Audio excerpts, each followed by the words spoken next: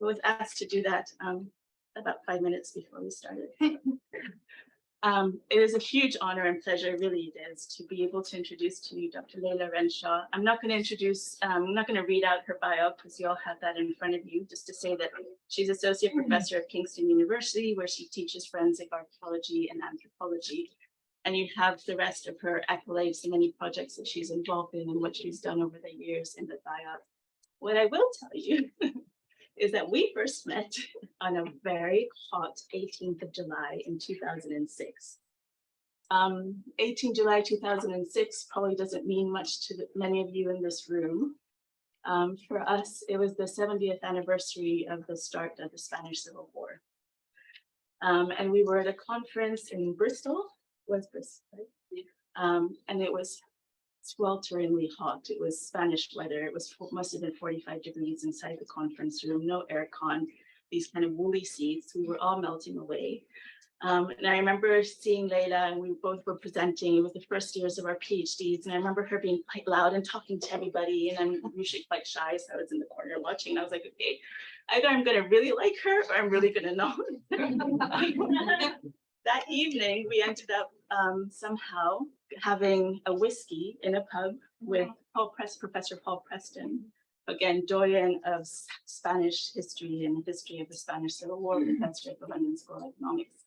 And it was over that whiskey with Paul Preston that I was like, yeah, it's going to be I like her. And she's now here. We have wanted to keep her with us. So she's an affiliated researcher at the McDonald Institute. I can attest that she is absolutely as active as ever and always has at least a dozen projects and publications on the go at any given time. Probably a third of you in this room will be sucked into some of those by the end of the next 2 days. And then but it's all it is. The profession, it's her professionalism and passion that made me decide, not just the whiskey, that made me decide that this was a woman to keep close at hand for the rest of my professional life.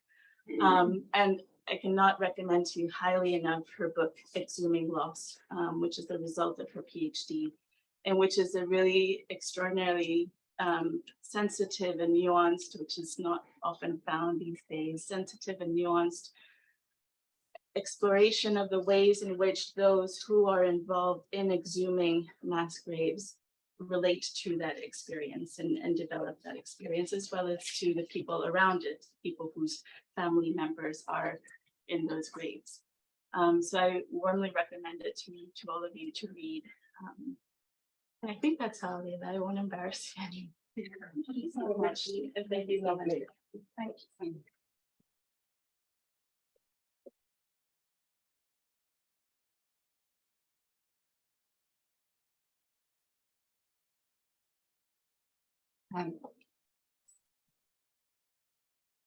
Quite hard to live up to now, particularly as we lead today. Themes of today I'm talking about are obviously quite serious, quite somber. I want to start by saying thank you so much for the invitation to participate. Thank you so much to the other speakers for a schedule that's absolutely amazing. 2 days. So pleased to take part. Thank you to Dathia and to all our colleagues here, not just for that introduction, but for the space that you have created here and the amazing forum that you have created here. And looking forward to coming every week. So, I wanted to talk today about forensic archaeology and anthropology in the investigation of mass graves resulting from war and political violence. And I should say, I thought hard about what to show and what to focus on. I have decided not to show the skeletal remains of any of the dead that are under discussion in these cases. There are glimpses of human remains. And the other thing I want to say before I begin talking is that one of the war crimes under discussion has evidence to suggest there is gendered or sexual violence that took place. So I want to say that in advance of beginning these cases. So to begin,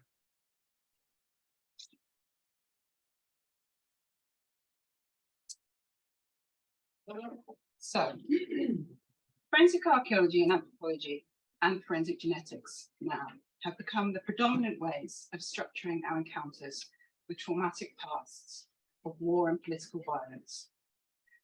These have become the prevalent modes to the extent that is now described as the forensic turn. So multiple commentators have identified current period as the forensic turn. So we have this particular mode of framing of the events of the past. And this particular scientific mode, investigative mode, and it's very much grounded on the power of the human remains. This development, this forensic turn, has been interrogated extensively by authors like Zoe Crossland, by Suzanne Giban, by Keenan and Weissman, some of the initiators of this work. And really, I wanted to just, instead of maybe engaging with a large body of theory, I wanted to look at a couple of quotes. And I wanted to take this quote, which is a really foundational quote by Clyde Snow, founding father of forensic anthropology. And this is his famous quote: "Bones make good witnesses. They never lie. They never forget." Now, Clyde Snow had very good reasons for this rhetoric. He was an absolute pioneer of human rights investigations, and he really needed to assert the fact that there were ways of countering revisionism and denial through human remains. But it's a long time since he said this, and now that the forensic paradigm is so dominant, it's time instead to think critically about this quote. And I prefer instead to really give a frame to this talk to think about all the things that are wrong with this quote. So, bones as witnesses. It really depends on what you ask the bones to say. So that's point one about witnessing. It really depends on whether the living community is prepared to listen to any of the witnessing, remember the witnessing, and act upon it, which we will see in some of these cases in Spain. Doesn't always happen. It also, bones don't lie, but they may not be prepared to speak in precisely the way you've hoped or expected. They may not be willing to give their testimony. There are multiple problems with this quote. The other more fundamental problem with this quote is the way it positions human remains as having a very direct and simple relationship to personhood. So if bones can speak, we are completely simplifying or flattening their relationship to the once living person. It's also problematic because of what it implies about the forensic scientist and their expertise. So the forensic scientist is the interpreter, the mouthpiece, or the conduit for the dead to witness. That's very problematic because it suggests no mediation, no distortion, no interpretation. It takes the forensic scientist out, so we can't critically engage with their role, doesn't presence them fully, and yet it claims authority for them. So this is problematic.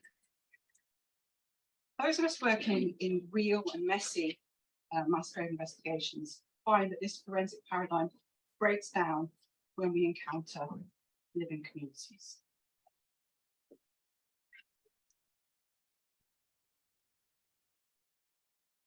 So I really wanted to use this as my second quote. This is from Gabriela Soto, so a really amazing piece of ethnographic work.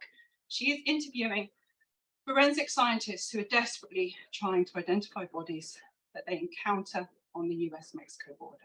I'll just read this quote. How does someone in rural Guatemala know to give us a missing persons report? What is a missing persons report?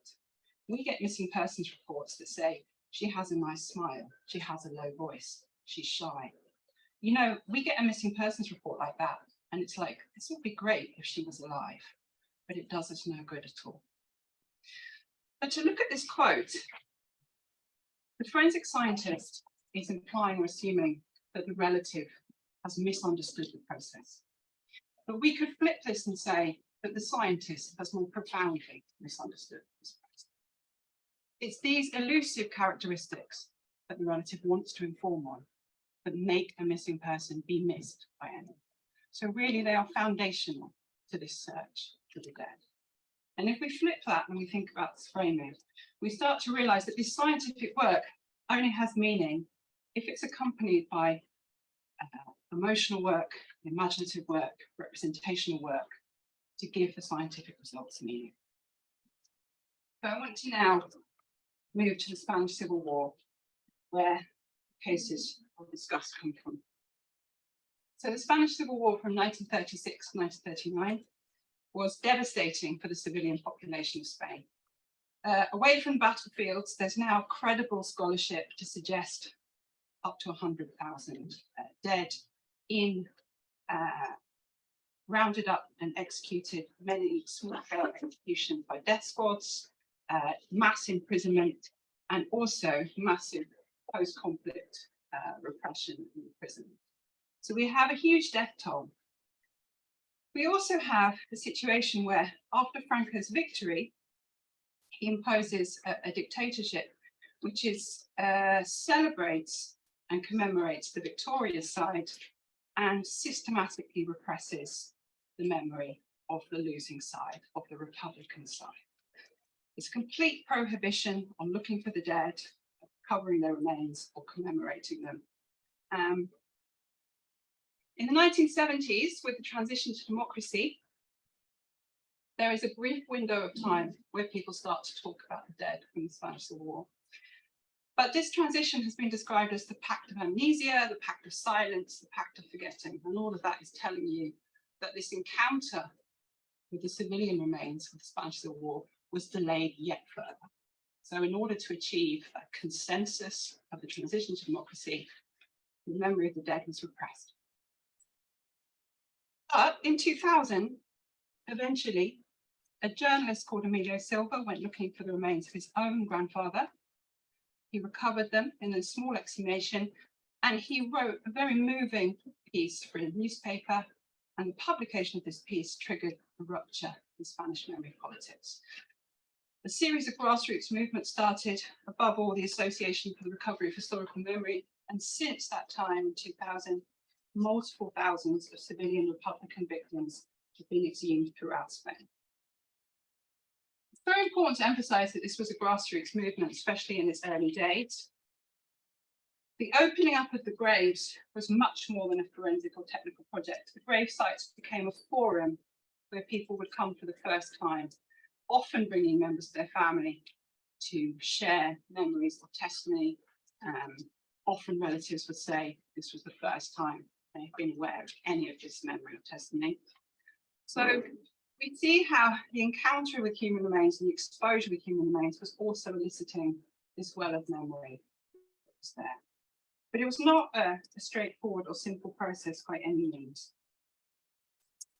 Part of what caused the rupture in Spanish memory politics was not just these individual exhumations happening, often in very rural, isolated places.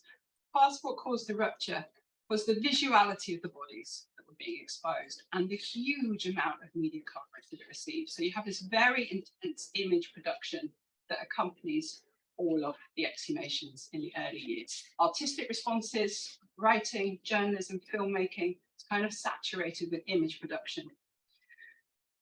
This quote is based on a series of interviews that I did with archaeologists, volunteer archaeologists working all around Spain, traveling in a kind of circuit of volunteer exhumations.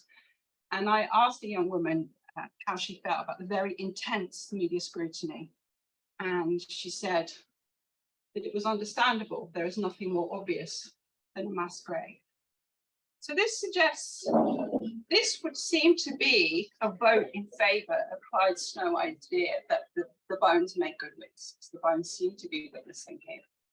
But what are they actually witnessing? What is being demanded of them? We can see with image production, the way these images get circulated, particularly early on, they were circulated in a very confronting way. So this is full-scale, very, very high-quality realist photo of a mass grave taken from above. And it's been laid out in the center of Madrid so that people walking through the center, far away from the exhumation that's taking place, suddenly have this encounter, as if they're at the grave edge.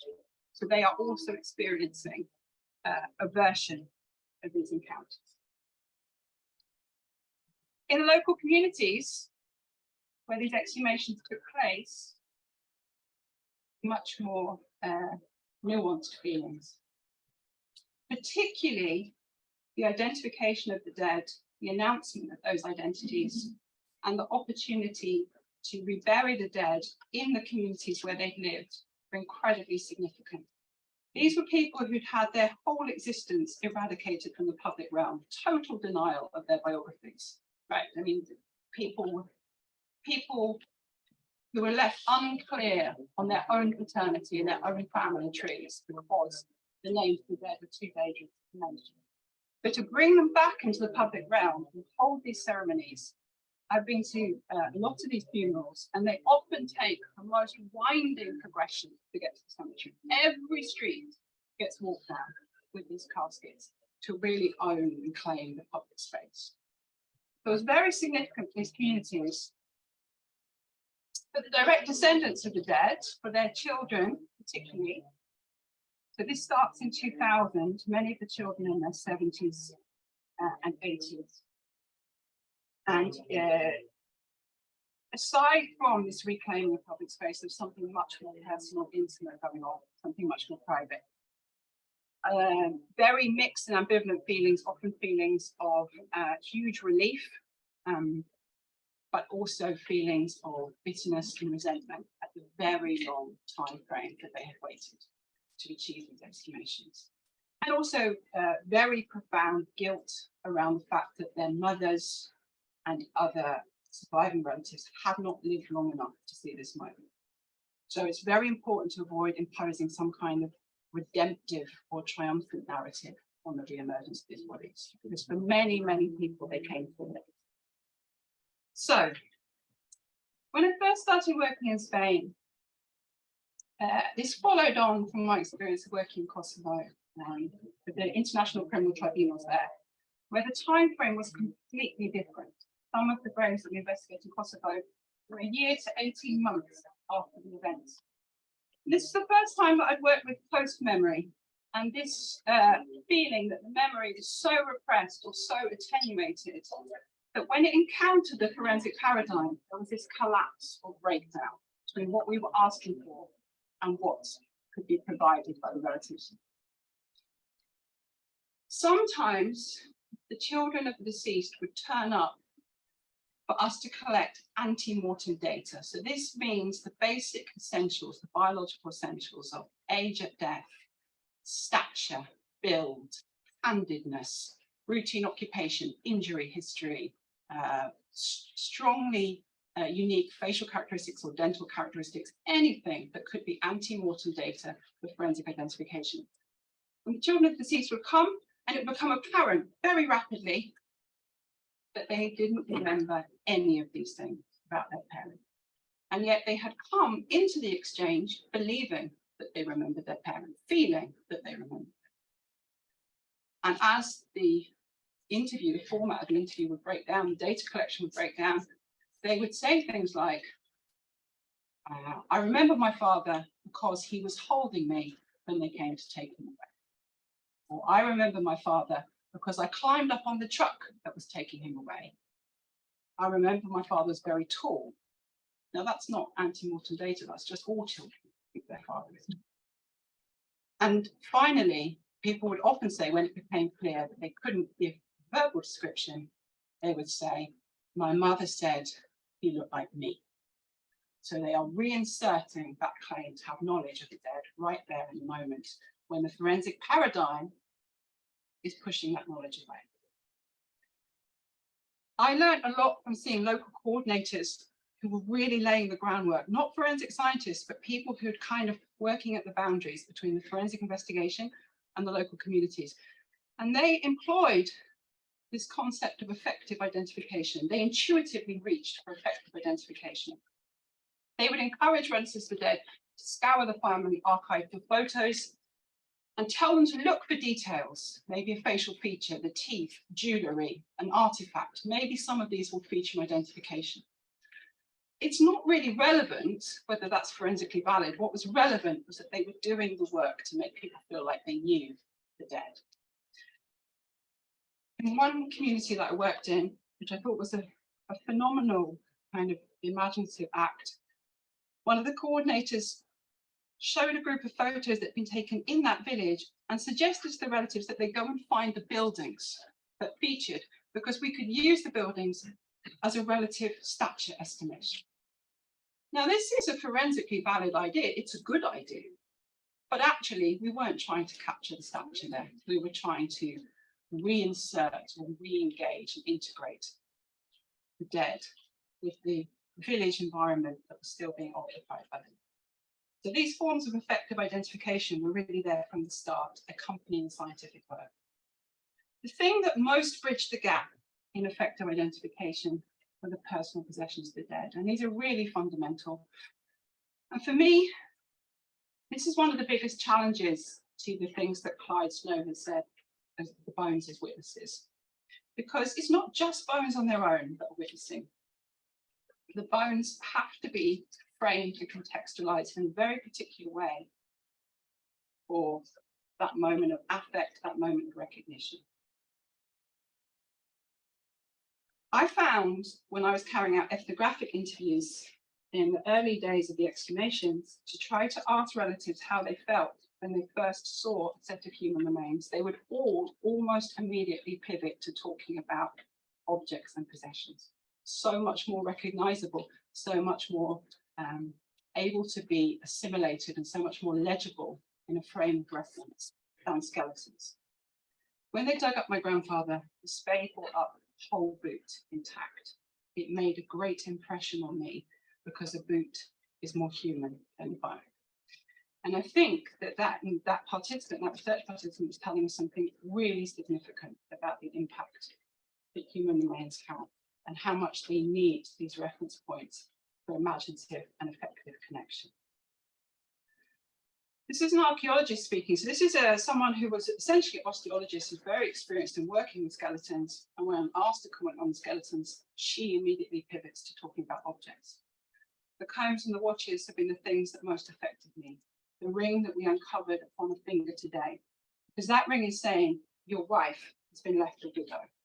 And she is immediately taking an object that's appeared in conjunction with a bone, and she is imaginatively connecting that to a series of relationships with the living. It doesn't have to be her own relationship to living. She is seeing a personal relationship with the living.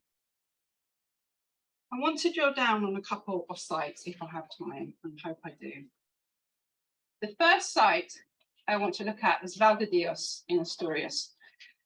I wanted to feature this one because I've been talking, possibly somewhat sentimentally, about the type of memory that exists before exhumation.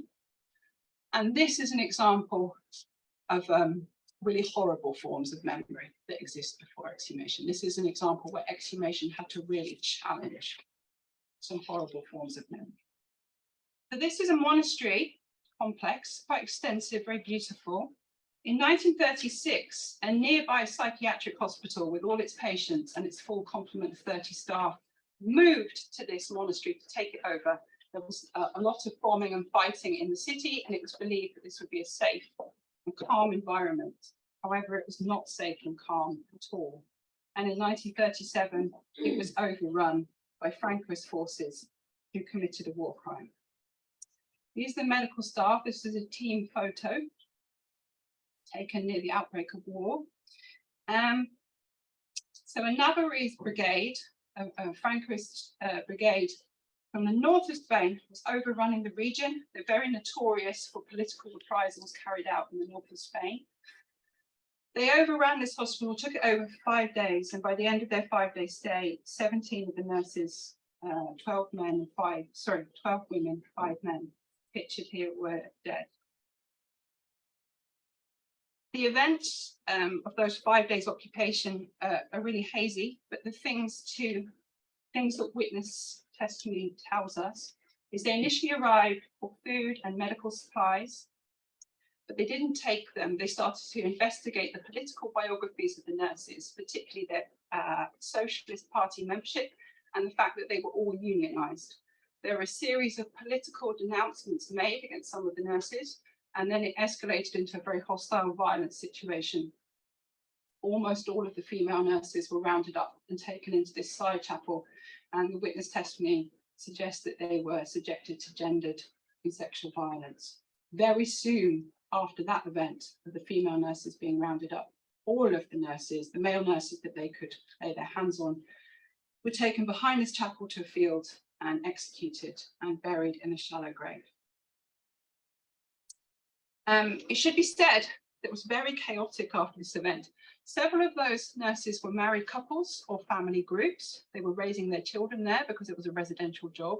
So it was absolute chaos afterwards. Everyone scattered. The witnesses escaped. They were obviously incredibly traumatized. The monastery was abandoned. So there's no through line, no continuity of anyone who was there at the time it happened, but also carries on occupying that site or having any kind of ethical or social relationship with that place in that time. Really problematic in terms of memory.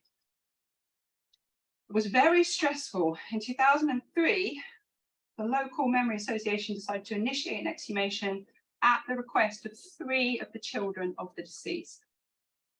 The thing that was very stressful was, despite believing at first that we would find the grave rapidly, the grave was missing and could not be found for 10 days of work. So the hillside was really torn up and down. The thing that made it even more stressful was that there were conflicting accounts of where to search for the grave, but we could not necessarily rely on those accounts. A series of anonymous threats were made against the team, and then a series of anonymous threats were made to disturb the grave if it was eventually discovered. The reason for these threats lies in this plaque. This was a plaque that was left on the gravesite at night. It says, when you finished here, search for the graves of the victims of these murderers. And that is a hypodermic needle. So there was a very strong idea, a myth that had grown up in the local area, that these nurses had been communist agents, and that when wounded soldiers had sought treatment in that hospital, they had been injected with poison. And that was the reason why there had been a massacre of these nurses. That the only logical reason was it was reprisal. So this is a really classic victim blaming trope. There is deflection, there is projection, there is casting absolutely absurd accusations upon the deceased. There is no basis for this in truth. There doesn't need to be any basis for this in truth, unfortunately, because that is how the victim blaming logic works. It's to do with an inversion. So things became very tense, and it was extremely difficult with the relatives of the dead present on site every day. 2 of them had come from exile abroad, and they had a very limited amount of time that they could be there. And we couldn't find the human remains. One of the daughters of the murdered nurse who initiated the investigation, when I asked her why she was there, why she was watching it every day, she said, I have photos, but I want a button from his coat and the bullet that killed him. I will frame them and put them on my wall. This is important because she's going to return. She's lived her whole life in exile. She knows she can't take the body back with her. She's not going to take his human remains back with her. But she has this concept that she will take something from the grave back to her home that is in exile. When people visit me, they will ask me about them, and I will tell them the story of my father. So she has this idea of one object from when he was alive, one object from the moment that killed him, and bringing them into conjunction in her own display. The man working in that photo is Antonio Pegafita. He was an absolute engine and powerhouse of this exhumation. He was the son of one of the murdered nurses, and he worked tirelessly on site every day. A lot of these exhumations involve co-working with the children of the dead, which gives a very strong intensity to working on these sites. Eventually, near the end of the 2 weeks allotted to expose remains, the mass grave was exposed. It closely aligned with witness accounts at the time. It was this narrow L-shaped, 7-shaped grave, with all the remains very compressed and entangled. There were very obvious visible traces of the nurses, immediately apparent, very obvious female material culture, feminine material culture upon the skeletons, nurses' accoutrements, uniform items. And the remains were taken for a full laboratory analysis. The laboratory analysis showed that of the individuals, they closely aligned in their biological profile to the people that have been reported missing that day. And they also showed all of the deceased had gunshot trauma to the head. And they also showed some extreme perimortem trauma. So this is manhandling, overpowering, physical abuse at the moment of death, things like upper body fractures, fractures of the arms, twisting. So the forensic evidence of this grave was absolutely damning, definitive, clear. I don't know how you want to describe it. And what happens with that forensic evidence next, I think is very interesting. What happens is that a monument was commissioned a year after the exhumation. The monument on the right-hand side is the monument to the nurses, the murdered nurses at VALDEDIÓS. It was commissioned by a local sculptor. The local sculptor made it. He'd lived there in the area all his life. And he chose this image, which I find a very elliptical and intriguing image. It either looks like a door or a window. When we were working on that exhumation, we all lived on the monastery site, and we lived in a dorm that was next to the chapel where they had been abused. And I became convinced when I saw this monument, it very much looked to me like the door of the chapel. And I felt like it was the door of the chapel that was open a crack. But it's only open a crack, and I find that quite haunting and quite strange. But then the sculptor, when I was able to actually look at it closely, the sculptor has an explanation. He says, this is a window open to hope.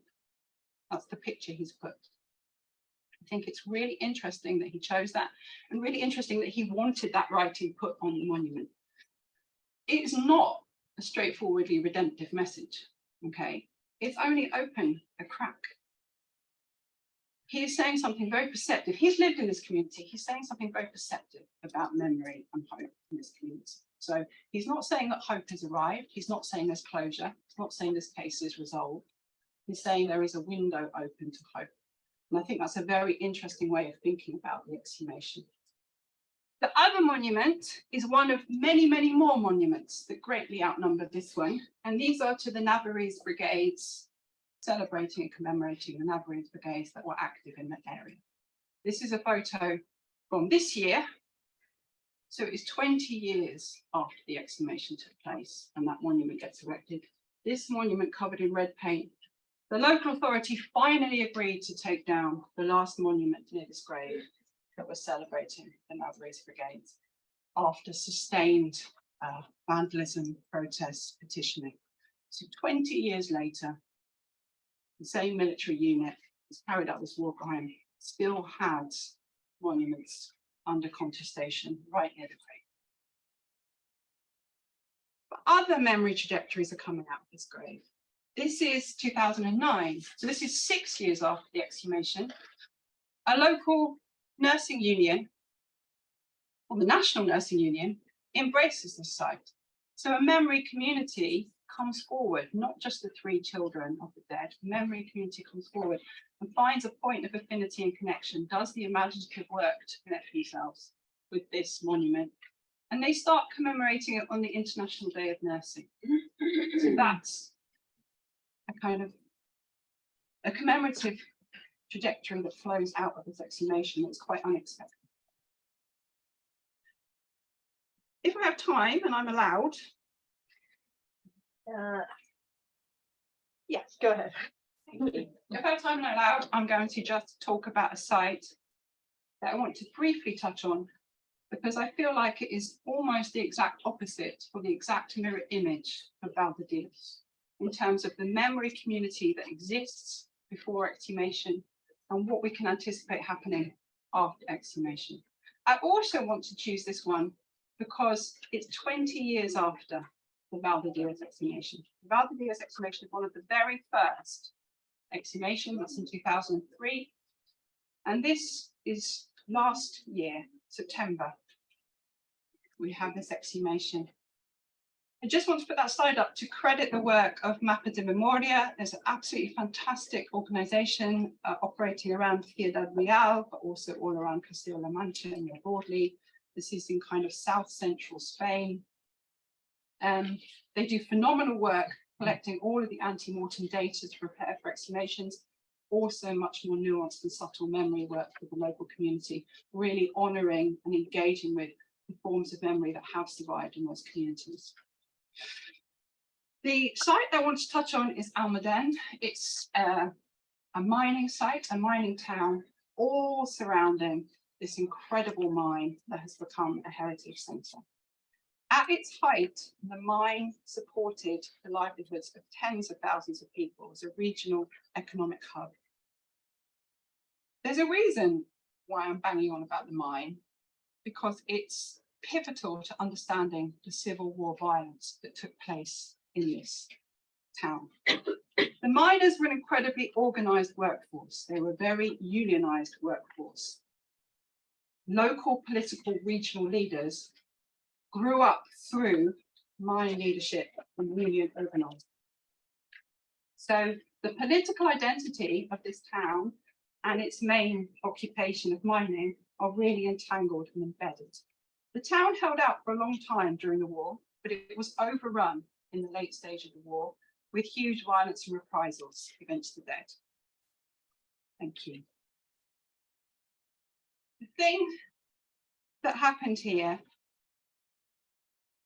is quite different from the very remote, removed and secretive crimes at VALDEDIÓS. 67 occupants of the town of Almaden were taken to the cemetery over a period of around about a year or 18 months and shot against this wall. The cemetery wall has subsequently been remodelled, and these burial niches have actually been built over the top of the wall that was used for execution. But this happened repeatedly, so it was a fixed modus operandi. The dead that were shot within the cemetery walls were then buried in group graves and mass graves tucked in between the conventional burials or the legitimate official burials. So you have this strange shadow system where you have the official place of mourning, the official home of the dead, but in between you have these pockets of secretive, hidden dead. But the memory culture in Almaden is extremely strong and extremely framed around this mining heritage.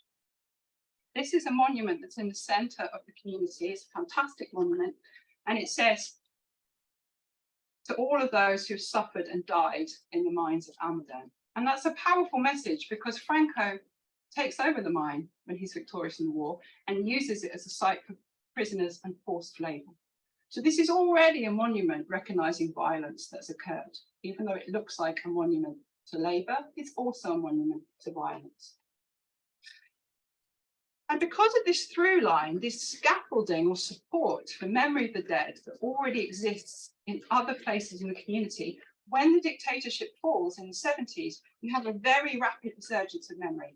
In the early 1980s, the Socialist Party here built a cenotaph-type memorial in Almaden Cemetery, an empty, vacant tomb, and they put the names of 13 of the executed, who they know to have been socialists, and they put them there.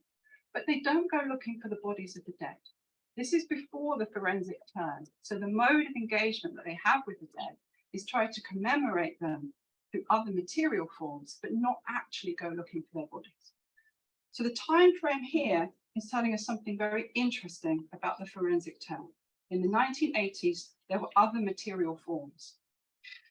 The other thing they do is really celebrate the leader of the mining union, the one-time mayor, and a very significant Republican figure in this city, in this town.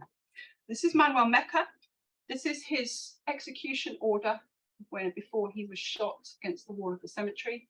It says that he was shot for rebellion. Very inspiring figure for local people. And when the streets around Almaden are reconfigured, they name a central square after Manuel MECA. They have other streets nearby with people like Lorca, Miguel Hernandez, other great figures, and they're entrenching him in their Civil War memory, and yet they do not go looking for his body. His body is lying in the cemetery in a mass grave, having been shot, but they are finding these other material forms Eventually, however, through the really extraordinary archival work of Mapa de Memoria, really finding out everything that's going on the ground in that cemetery, and through the petitioning of his family, in September, the decision was made to find Manuel MECA's grave. It was known that he and a group of 8 men were shot against the cemetery wall.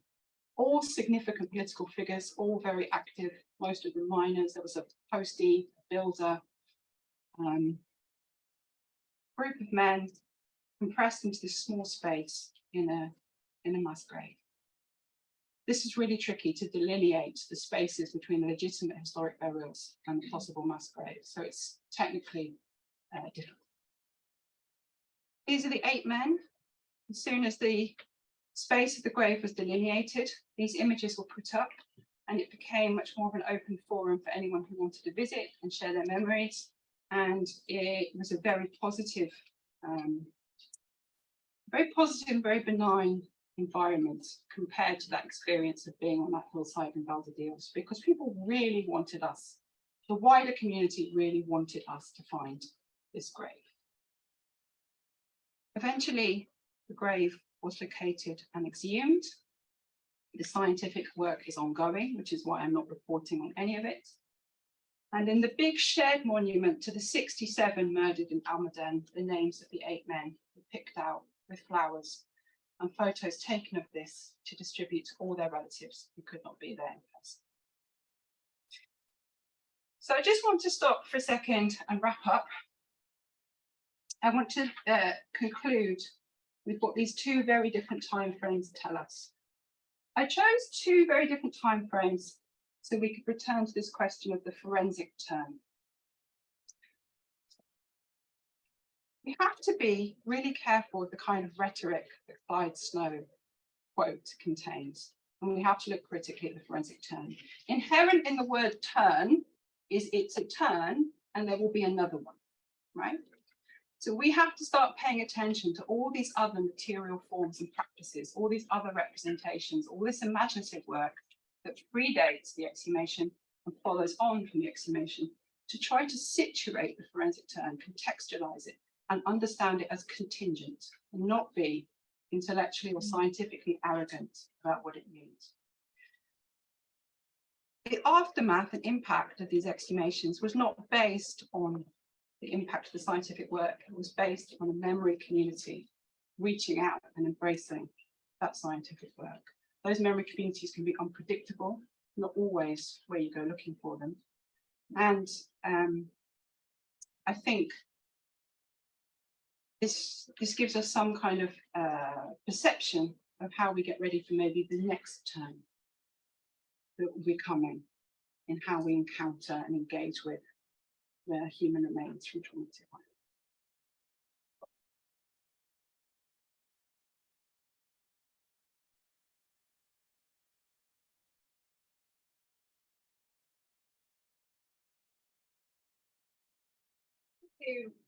Briefly, my thank yous. By all means. I just want to say that there's lots of scholarship coming out of Spain by authors working directly in these communities. I'm obviously not Spanish. I'm obviously not living in those communities. I just want to flag up some of these amazing texts. I'm very happy to send these and circulate these. I wanted to flag up the people whose work I'm really influenced by in thinking about human remains, because I know this was a very under-theorized presentation and very light on quotation, and some of the people whose work is very meaningful for me in thinking critically, the field of critical forensics, really thinking, how do we take this apart and not accept the rhetoric of forensics? And people who know amazing amounts about the Spanish Civil War, there's 3 of them in this room, so we are incredibly lucky. Miriam's here, Daniel's here, Daphne's here. Really exciting work that's coming out on the Spanish Civil War. These are the exhumation teams. I hope the brief photos that I did show what an absolute team effort it is. There's a huge number of people physically working on site anytime and working in the laboratories. And the final slide, I thought quite carefully about this.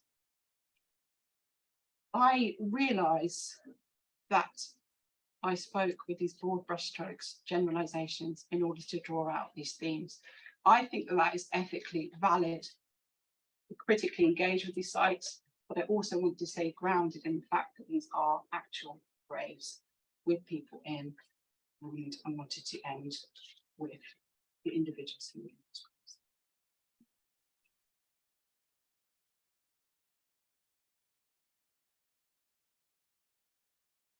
graves.